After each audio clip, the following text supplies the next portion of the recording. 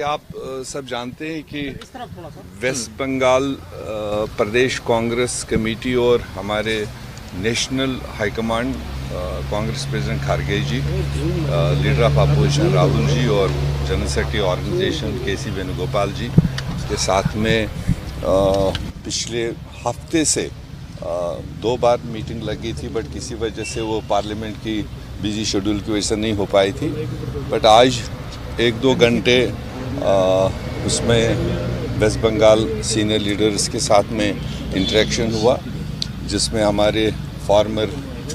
LOP और CWC के member, former PCC president Adhir Ranjan Chowdhury ji, हमारे sitting PCC president Subhankar Sarkar ji और हमारे sitting member parliament Isaq Khan Chowdhury ji और बाकी सारे आप जानते हैं ये सारे लोग उसमें मौजूद थे। और विषय था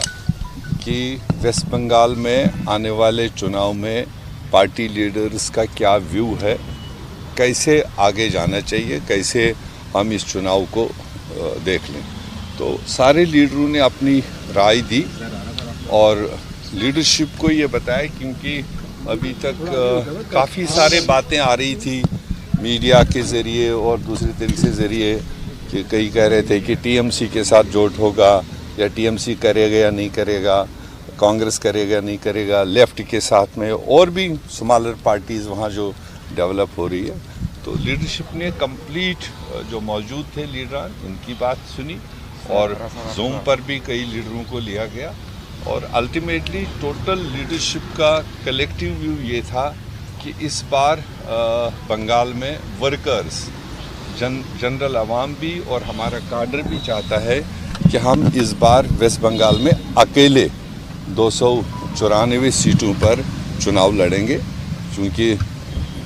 ये इत्तेहाद जोट करने से कभी लेफ्ट कभी दूसरी पार्टी, उसकी वजह से कहीं ना कहीं नीचे हमारा जो काडर है, जो फ्लैग बियरर है, वो कहीं ना कहीं डाउन हुआ है। तो इस बार सारे लीडरों का ये मानना लीडरशिप को बताया